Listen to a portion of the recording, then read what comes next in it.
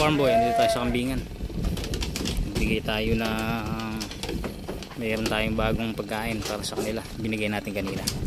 Natin kung grabe silang kumain. Bibili tayo ng sapal ng taho. Ayan. Sapal ng taho. Dalawa natin ng konting feeds.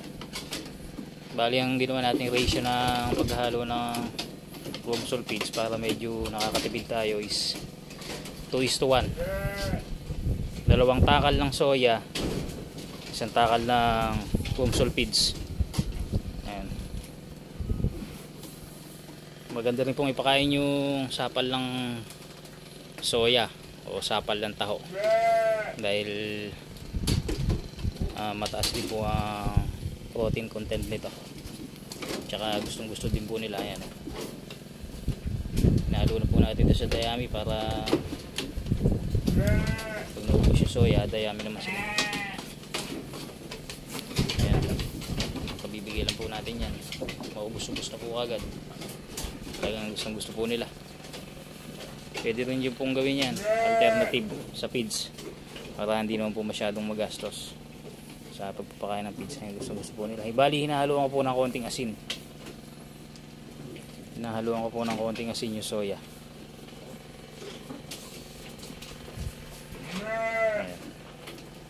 Ayan, makakaubos na po ito. Malapit na pong magsipang anak ito, kaya kailangan po ito. Bigyan po natin ng mga magagandang pagkain. Nagbibigay din po tayo nito, ito. Yung Warsan Blue. Ayan, maganda rin po yan para sa kanila. Ayan po. Talagang gusto po nila yung sapal ng soya na yan. Hindi po mga ka-farm boy. Ito, nakaubos na po yung ating bako. Talagang gusto ng soya. Malinis yung kainan niya. Ayan. Laki po nung bak natin na to. 6M Galaxy line po ito. Malaking gatasan ng ating Anglo. Lapit na po itong mga anak at tayo muli gagatas na magmamarket na tayo ng gatas nila. Saka babalyo adding natin. Gagawa tayo ng pastillas, oats milk pastillas. Ayan po. Magandang araw sa inyo mga ka-farm boy.